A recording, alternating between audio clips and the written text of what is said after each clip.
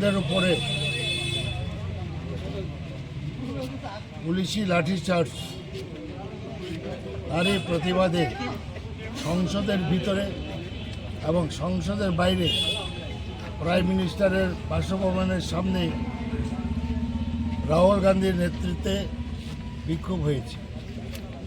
সেখানে রাহুল গান্ধী সহ জাতীয় কংগ্রেসের জাতীয় নেতারা ছিলেন।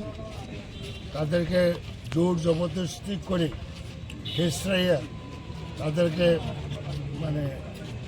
পুলিশ হেফাজতে নিয়েছে এবং এটাতে আমরা খুবই ক্ষুব্ধ হয়েছি।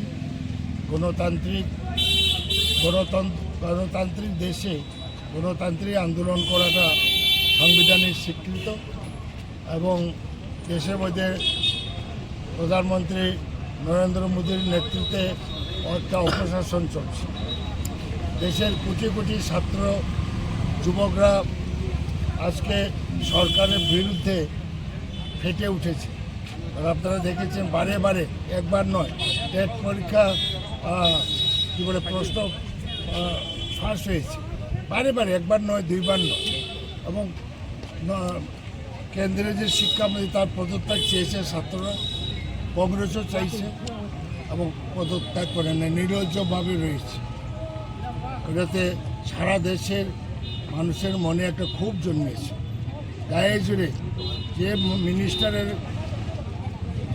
আমলে তার দপ্তরে বারে বারে ইম্পর্টেন্ট পরীক্ষার প্রশ্ন পাস হয় এবং বহু ছাত্রছাত্রী এখন পর্যন্ত আত্মহত্যা করেছে এবং তার উপরে পদত্যাগ উচিত। এবং ছাত্ররা এখন প্রধানমন্ত্রীর পদত্যাগ পর্যন্ত চেয়েছে।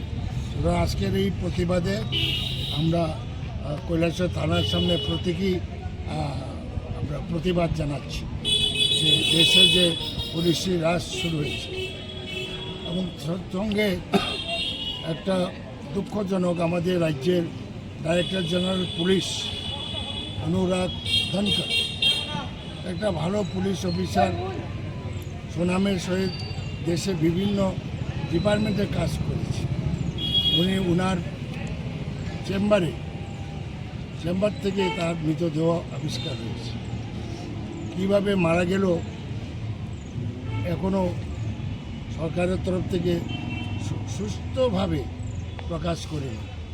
যদি বাথরুমের মধ্যে ফাঁস লাগিয়ে থাকে, কিসের মধ্যে ফাঁস লাগিয়েছে? ফাঁস লাগার সঙ্গে সঙ্গে সেখানে তো ফটো তোলা উচিত ছিল। প্রত্যেকের পকেটে তো মোবাইল আছে। তো এইসব দেখানো উচিত জনগণকে যে এইভাবে মরতেই তো পারে, উনি আত্মহত্যাও করতে পারে। কেন করলো, কিভাবে করলো, এটা তো রাজ্যের মানুষ জানতে চায়। শুধু রাজ্যের না, সারা দেশ। এবং আমরা হাইকোর্টের বিচারপতির নেতৃত্বে নিরপেক্ষ তদন্ত আমরা ডিমান্ড করেছি। Opposition party